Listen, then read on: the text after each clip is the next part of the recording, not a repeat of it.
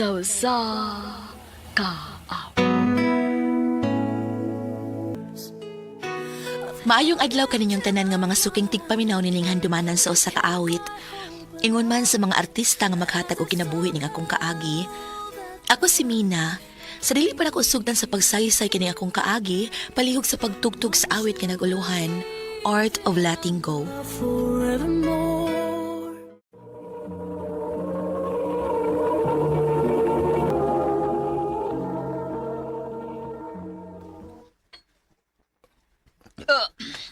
Busog na ako, eh.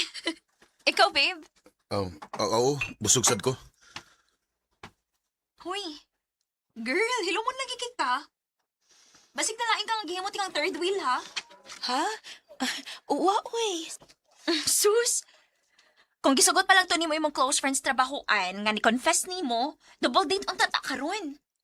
Pero saon, babe? Girl, mang good di, ha? Bisag klaro ka ayo nga na siya feelings at tawhana. Ikaw no, pataka lang yun ka, girl, uy.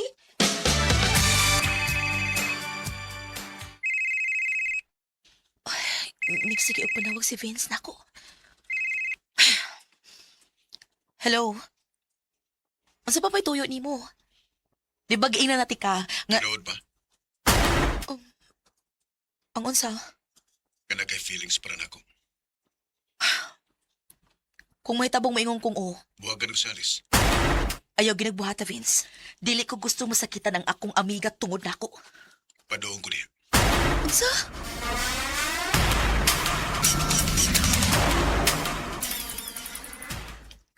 Vince, sayop ding imong gibuhat. Nganong ni Andy pa mangyud ka? Mina, Vince. Vince, si Alice. may huwag kalimtasan nato siya karon. Please. Vince.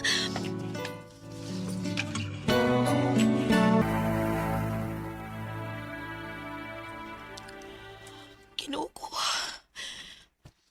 Dako kay kong sa kong best friend. Patago lang may nagsigi og kita ni Vince. Ug way kalibutan ang akong amiga. Nganong karon pa masag ko makarealize akong gibati para ni Vince nga uyab na sila sa akong best friend.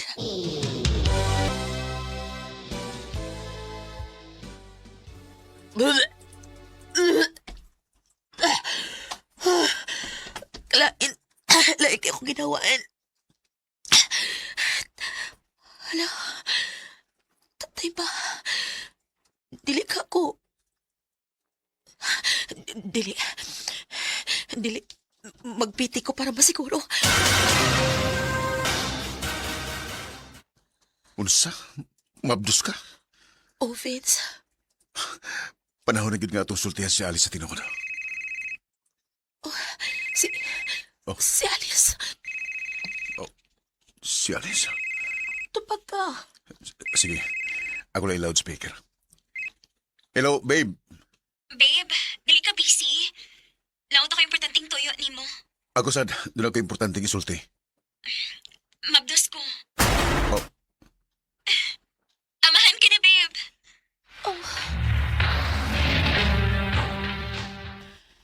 Kada kong problema niya mong gisudlan.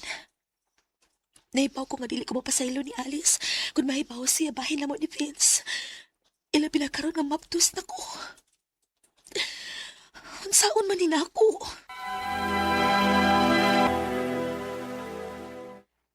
Magtabanta. Unsa? Biyaan na tos Alice? Vince, maptus siya sa imong anak. Simba ko kasi mahitabo niya kung parihot ang duha nga mawa niya. Way aso nga makumkum na. Dili na ito mataguhang to sangtod. Ug usa pa, ikaw ra mangyud. Ikaw lang gihapon ang akong gimahal. Vince, Please, Mina. mahal kaayo ti ka, Vince. Pero mahal sad akong akong best friend. Di na ko pasaylong akong kaugalingon kung unsa may mahitabo niya tungod nako. Suon sa ibot mo ipasabot. Bahalag sakit. Pero dawato na ko ang kamatuoran nga dili kita pwede. Ato si Alice. Ako may magpalayo ninyo uban sa kong anak. Mina.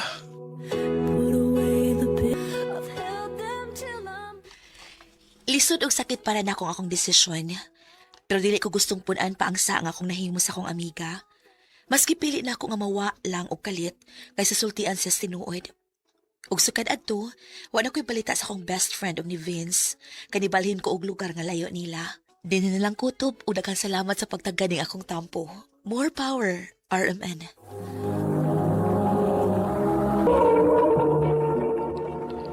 Mao kita mga higalan kaagi ni Mina nga taga Cebu City. Uban sa awit ngayang gipangayo. Awit nga regalohan, Art of Letting Go. Ang akong suliran. Kini ang akong suliran.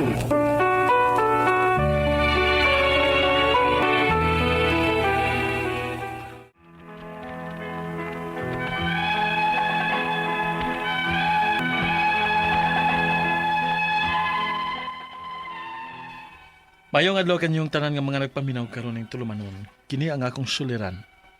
Ilabi na kaninyo Dr. ni Obra ug Atty. Elin Bathan. Ingon man sa mga artista nga maghatag og kinabuhi nining akong suwat suliran. Ako si Will. Itago lang ang akong address. Punto legal kining akong suliran. Kabahin kini sa pagkiya sa akong employer tungod sa laptop nga ilang gihatag sa nagtrabaho pa ko nila sa ilang kumpanya. Aron niya hisabtan, ingon ni ini ang mga panghitabo. Oh, anak, nag-ilis manggod ka. May lakaw ka? O ma, first day na ako sa akong gitrabahoan karon. Oh, mao ba? Nala, sige. Good luck, nak. Will, di ba? Yes sir. Okay. Welcome sa company, Will.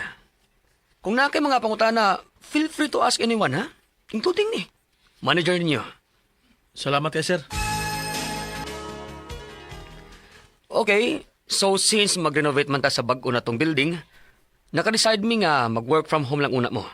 Hala, unya kami mga white computer or laptop nga magamit sa bahay, sir. Ayaw sir. mo kabala ka. Provided mo tanan. Ay, salamat itaon. Wow, kanindot good sa inyong kumpanya, anak, no? Lagi ma? Nakatiming gid ko og nindot nga kompanya ma. Papinanggaon sa ilang mga empleyado. Unya ang income. Okay raman ka.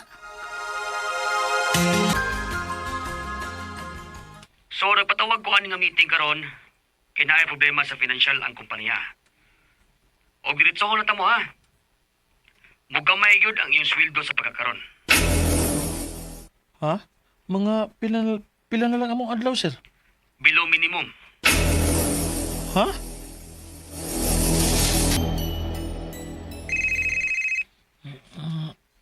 Siguro na wagulasa eh. Oh, dos mo please kadlaon. Si Sir Bert. Hello, Sir Bert. Well, na-importante nga papilis nga ipasend ang tag-iya sa kompanya. Matrabaho ni mo karon? Ha? Pero, Sir, unsan marang urasa? Importante lagi kayo. Og total, muragi ka naman kang nakatog, buhat na lang ang ipatrabaho ni mo. Akong i-email, ha?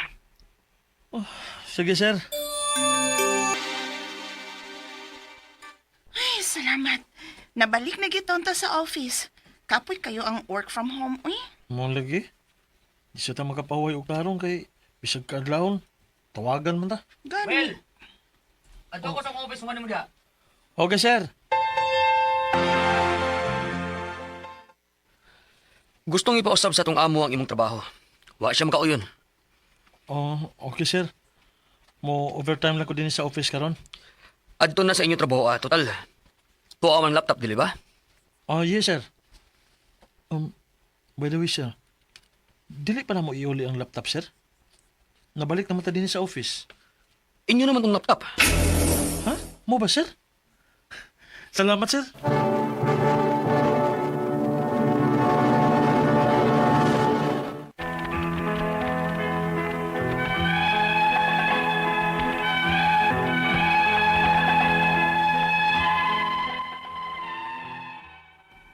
Nalipay kay ko na itong higayon nga gihatag na di ay sa kumpanya namo ang laptop. Kay gamit kay siya nako. Pero ang nakapait, kay bisan og na ako sa bahay, tawagan ko kay naipatrabaho. Og dili ko makabalibad, kay yatagan na mi og laptop lagi. Wa na'y rason nga mobalibad pa mi. Ug unya. Tapoy naman ko sa akong trabaho, ma, eh. Nga naman?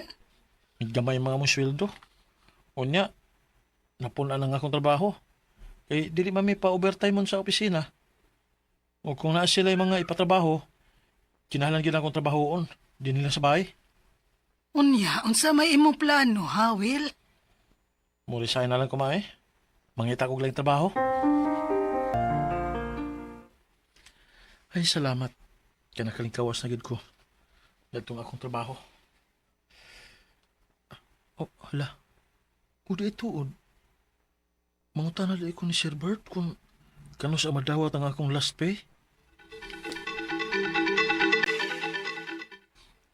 Ha? Nag-expect pa kang last pay? Oo, sir. Wa man ganin nimo iuli ang laptop sa kumpanya? Unya mangayo kag last pay? Sir, di ba mingon man ka nga gihatag na to sa kumpanya na mo? Wa gid ko mainumdum nga nisulti ko ana.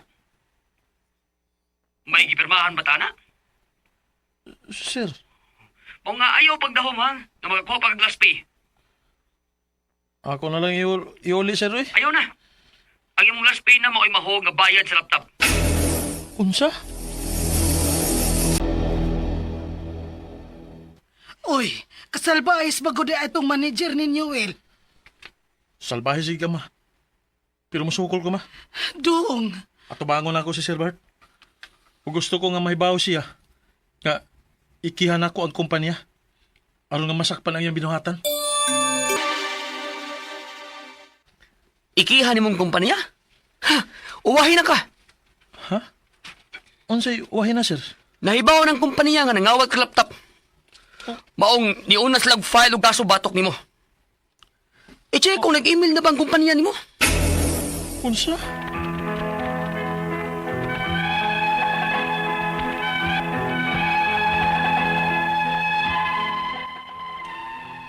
Nagtuo ko nga gihadlok ra ko sa ako manager sa una. Pero tinuod gid ay. Gisindan gid ay ko og email sa kumpanya. Ang akong mga pangutana mao kini mosunod. Unang pangutana. Sa wa pa ko mo resign sa trabaho, giingnan ko sa among manager nga gihatag na ko nitong laptop nga ilang nga gipa-service namo pag work from home. Pero sa diha ma-resign ko, gipasanginlan ko nga nangawat ko sa laptop. Kinsay angay na ko nga pasakahan og kaso? Ang among manager o ang kumpanya mismo? Ikaduhang pangutana. Giingnan nako nga iuli nako ang laptop. Pero dili na nila dawaton kaya ang last pay ko nun ako mao'y mahog nga bayad sa laptop. Mahimo di na? Ikatulo pangutana. Why written agreement nga gihatag na ang laptop namo? Verbal ra gyud. Sayo pa nako nga mituo ko? O mahimo ba ko nga makasuhan sa kumpanya ana? Ikaw pa to katapusan. Gisinda na ko og email sa kumpanya nga gireport na kuno ko sa mga pulis sa kaso nga pagpangawat. Unsa may angay na kong buhaton. Palihog tabangi og tambagi ko. Kini ang akong suliran. Well, Mayong adlaw mga suking tigpaminaw kini si Attorney Elaine Bathanog. Ako karong adlaw ang muhatag ninyo og tambag, tubag, solusyon, kalinawan sa inyong mga pangutana, mga problema na may punto legal. Of course, ang mga medical nga pangutana di maguol. Of course, naaman si Dr. Rene Obra. Og ayaw ninyog dugaya, ipadala na dayon ang inyong suwat sa suliran_612@yahoo.com or sa ato ang Facebook account nga kini ang akong suliran official writers page. Pwede sad atong ipadala sa 3rd floor, Jose R. Martinez Building, Osmeña Boulevard, Cebu City. Lain-lain, klase-klaseng pamaagi kung saan nyo pagpadala ang inyong mga suwat o mga suliran diri namo. Ang importante, kumpleto ang mga detalye, hinungdan, sinugdanan, anang inyong mga pangutana. Kay di maguna ingon nga kay Abi, bahig kami niyon, pareho ra gyud tanan atong tubag kay usara maning balaod no, kaning family code. Di man kay magdepende man na sa sa atuang sitwasyon kahimtang unsay mga nanghitabo no or mga situation before na nahitabo, after na nahitabo and the like. So mas nindot gud na kay para mas klaro pud among mahatag nga tambag og tubag. Shout out and a big thank you sa tanan mga nag-like, nag-follow na minaw nato sa ato ang YouTube channel og sa atong Facebook account. Thank you sad sa mga nag-like ug nag-follow sa Elaine Tantenco Bathan og sa Attorney Elaine Bathan nga Facebook accounts nako. Sa mga wa pa nag-like sa Attorney ATTY Elaine Tantenco Bathan, please like and follow because dinha man na ang mga legal pod nato nga mga concerns ug mga pangutana, comments nato dinha no. Of course, we do not want to take sides. Ang ato lang yung gusto is maka-educate ta kay aray kadaghang mga abogadohon noon sa Facebook, kada issue comment, kada panghitabo comment. Ang ako lang gyud ani, of course we are all free to take sides, to make our stand. Ang ako lang sakto ang atong kaalam kung nganong kani ang atong baruganan through kana sa akong Facebook page. So thank you kayo ninyo guys. Letter sender nato karong adlaw, tawagon nato sa pangalan nga si Will. Di na iya isulti ang address, di na ipasulti, of course we will respect that, no? So itago nato ang iyang address. Kabahin ni sa iyahang pagkiha sa iyahang empleyado tungod sa laptop nga gihatag sa kumpanya katong nagtrabaho pa siya. Of course, that's very common guys, no? Sa ato ang pagpantrabaho, magdepende man sagud sa ato apong line of work, no? Magdepende man na. So, it seems nga ang iyahang trabaho nagkinahanglan og laptop, so naato siya issue. Ang uban po, di ba, may issuehan og sakyanan, na ay issue nga mga cellphone, siya laptop ang iyahang issue karon, no? Unya karon mahug pod ni nga murang nagka-problema sad sila kay gipasalig dato sila nga providean sila laptop. Kunya karon na ilang nga nagproblema ang ilahang mga kumpanya nahimo pa gyud silang below minimum. Unya one time katong ato ang nasinati og napaminaw sa ato ang drama nga usay tawgan pud sa 10 oras pud sa gabi unya. So una ni ang nahitabo no nga ang nahitabo kay murang ni undang kay lisod lagi no tawagan 10 oras sa gabi. So ingon nga hatag ko no to ang laptop sa kumpanya unya ang ila pong ingon gipaninglan pud sila sa katong laptop kay wala siya nakadawat sa iyahang last pay, no? So unang pangutana, before ko ni-resign sa trabaho, giingnan ko sa among manager nga gihatag na kuno tong laptop nga ilang gipa-service namo pag work from home. Pero sa dihang pag-resign nako, gipasanginlan ko nga nangawat ko sa laptop. Kinsay angay nakong pasakahan og kaso og ang among manager or ang kumpanya mismo. Well, kinsa may naningil nimo ang imong manager or ang kumpanya, but I think it's both, no? Kay ang manager nagrepresent man na siya sa tingog sa kumpanya unya need man sad gyud no nga ang kumpanya kay sila magud ang principally liable. Pero akong pangutana usually manggod kung naanay issue sa laptop di ginahatag sa inyo or naapoy lain-lain nga scheme usay di ginahatag borrow ra gyud na nga namoy document nga gipirmahan ana. Kaduha naapoy usahay porsyento no nga subsidy no apil sa package sa employment nga hatag jud siya mismo. Naapoy kanang partial nga apil subsidy og kanang salary deduction ang other half. And then kung mahurot na imo na ang laptop. So depende or mahugid pod og maayo gid pod ang kumpanya posible pod nga gihatag. So unsa kaha no naa ba ka moy dokumentong gipirmahan kay akong gi-check wa man kay gisulti nga naa kay gipirmahan nga dokumento. Anyway, ikaduhang pangutana, giingnan ko nga iuli nako ang laptop pero dili na nila dawaton kay ang last pay ko no maoy mahulog nga bayad sa laptop. Mahimo ba di ay ni? Kani medyo wa gyud ay klaro ang inyong kasabutan and I think it's better nga muadto ka sa Department of Labor and Employment no magpa single entry na lang gyud mo no nga mahusay mo maikabli settle nga dawatang laptop kay wa man day moy klaro no ang inyong giingon hatag dili man na nimo pa de ma-offset sweldo no? Laptop ipauli man ganito kay wala dayto gihatag aw iuli nako pero isuna sila nga ningon man mughatag. So ug kwaon niyo pero dili na pwede nga i-offset kay di man na pwede ma-deduct ang imuhang sweldo without your written consent. Kung wa ka ni pirma nga i-auto-deduct di gyud pwede nga i-deduct nila nga sila ray magbuot ana. Ikatulong pangutana, walay written agreement nga gihatag na ang laptop namo agoy verbal ra gyud. Sayop ba nako nga nituo ko ug mahimo ba kung makasuhan sa kumpanya ana? Well, not really, no? Kay naaman sad kay testimony, I think, kay kung imong ubang mga kauban sa trabaho, mo testigo pod in your favor, ug para pod nila, musulti nga, hatag day ng laptop, wa day na, so dili, kita kaingon kawat na. Not necessarily, dili pod sila kaingon nga nangawat ka, no? Pero better gid unta nga naay untay kasulatan or dokumento para pag-ingon nga inyo na gyud ang laptop. Ikaupat, ug katapusang pangutana, gisendan ko og email sa kumpanya nga gi-report na kuno ko sa pulis sa kaso nga pagpangawat. Unsay angay na kong buhaton? Go to the Department of Labor and Employment ASAP, no? Ug didto ninyo husayon ug iklaro nga wa kasweldohi kay ilang gideduct ang laptop. And that angay nila nga husayon nga ihatag ang imuhang last pay ug iuli nimo dito ang laptop kay wa ka nangawat kay abi man nimo dili gud abi niingon man sila nga imuha na ang laptop or hatag na nila. Okay? Mayo gyud na no mga sukintig paminaw nga naa gyud documents ang inyong mga transactions even in the office. Okay? Sahay di mo gud ta makibaws panahon. Maayo pa kung okay pa, magipit na, mausab na ang tonos nota, no? Sa kanta. Okay? Mga sukintig paminaw, hinaot unta nga namoy nakutlo na pagtulunan karong adlaw. Kini si Attorney Elaine Bathan, daghan kayong salamat sa inyong pagpaminaw sa atong tulumanon hangtod sa sunod nga sugilanon dinhi gapon sa to ang programa kini ang akong suliran gikan sa RMN Production Center, Radyo Mo Nationwide. Tatak RMN, daghang salamat o maayong adlaw.